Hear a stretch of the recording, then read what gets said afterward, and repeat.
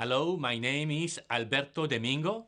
I am a Redentorist of the Madrid province, Spain, and I am a professor in the Alphonsian Academy. Pope Francis has reminded us that St. Alphonsus anticipated one of the most important intuitions of the Second Vatican Council, the universal call to holiness. It is well known that St. Alphonsus fought vigorously against rigorism. He did not, however, take up the opposite position, Lexism. Pope Francis reminds us that St. Alphonsus knew how to indicate the safe path in the maze of contrasting opinions between rigorism and laxism. St. Alphonsus does not limit himself to calming anxieties, nor to telling those who came to him what they wanted to hear. He proposed to them something beautiful and difficult, the path to holiness. He never tired of saying, God wants us all to be saints, everyone in his proper place. In order to help Christians in every condition along this path, he produced an abundant spiritual literature.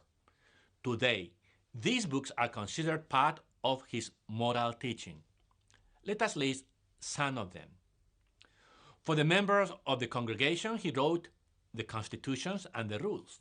For the young people discerning their vocation or information, he wrote counsels on religious vocation.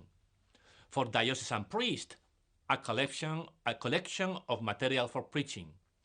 For consecrated religious, the true spouse of Jesus Christ.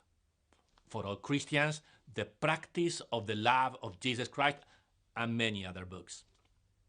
St. Alphonsus never lost an occasion for announcing to all that God's paradise is the human heart. This is the central truth that guided his life and his mission, the proclamation of abundant redemption. When this is experienced, it calls for a generous response in those who receive it. The task of the missionary is to help and guide this generosity, which goes well beyond merely avoiding sin. Alphonsus encouraged all to live a life of prayer and commitment to doing good. St. Alphonsus saw an enormous potential in the men and women who were despised by the elite. This is what Pope Francis reminded us of.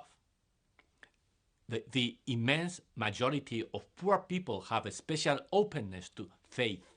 They need God, and we cannot neglect to offer them His friendship, His blessing, His word, the celebration of the sacraments, and the proposal of a path of growth and maturity in the faith. The preferential option for the poor has to be translated most of all into a privileged and prioritized religious attention. All of us, without exception, are called to a holy life of communion with God and solidarity with other human beings. How can we discern the concrete steps towards such an existence? By means of the formation of conscience.